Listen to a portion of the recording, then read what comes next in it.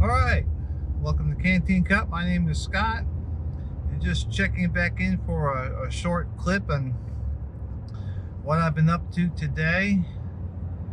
So far, I've gotten some more non-ethanol gas for my lawn equipment. Got about 17 or 18 gallons there. I stopped and got some two-stroke chainsaw oil for my chainsaw motors and my other two-stroke equipment. I got a couple quarts of oil for my truck, and I got a couple quarts of oil for my lawn equipment, so that at least in the short term I have a supply of oils to add to my equipment. I also bought a gallon of chainsaw bar oil. That's the oil you use to lubricate your chainsaw chain. And it was kind of funny. I ended up buying a gallon instead of a quart or a pint. I think it was a pint. But the pint was $10 and the gallon was $15. So that was kind of a no-brainer. I mean, we go through that oil quite a bit. And let's see, what else did I get today? I think that's pretty much it. Got myself a soda, which I like to do. And I'm going to make one more stop on the way home and get 5 gallons of off-road diesel for my tractor. My tractor does not use a whole lot of gas, so it's pretty.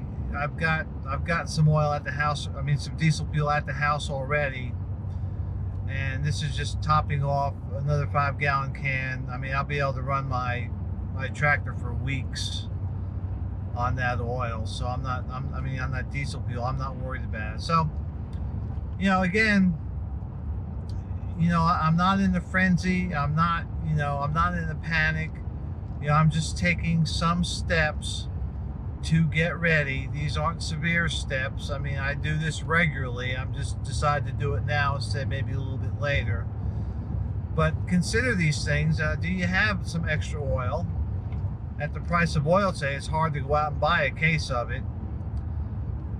But do you have oil? Do you have enough to at least top off your crankcases in case? Do you have enough chainsaw motor oil? Do you have enough chainsaw bar oil? If you operate a chainsaw.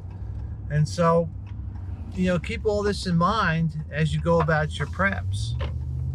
The idea is, if something bad happened today, I am now fully capable of being able to stay home. I've got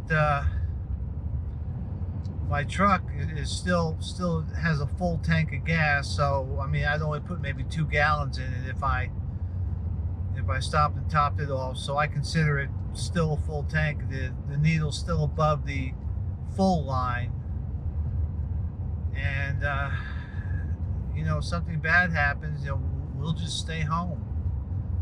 And we're capable of staying home. And as long as we can, maintain, our core body temperature, we're good to go. So that's all I got. This is just a quick check-in.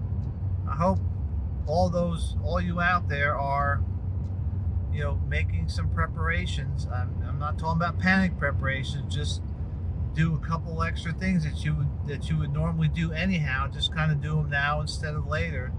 You should not be in a panic. You should not be fretting. Like I've said in past videos, you should not be prepared for any one scenario, but you should be prepared for all scenarios. I mean, unless a nuclear bomb lands on top of your house, everything's going to, your preps are going to carry through no matter what the emergency is. So if you are prepared, you shall not fear. And don't worry about what causes the event. Just worry about being prepared for the event. And by doing that, no panic. So that's all I got for you for right now. And I hope everybody is actively doing something. Like I said, we took a day off from working out, clearing our property, to doing other things. Part of homesteading is it's the constant doing of something. You know, today I didn't work in my yard, didn't work in my property, so I went out and I ran chores, which still have to be done. And that's part of the homesteading life. It's, you know, it's a constant. There's always something to do, and you know, you should almost always kind of be doing something. And like I said, today I'm working on running chores. My wife is working on our business a little bit today, and so we're about as ready as we're going to be for right now.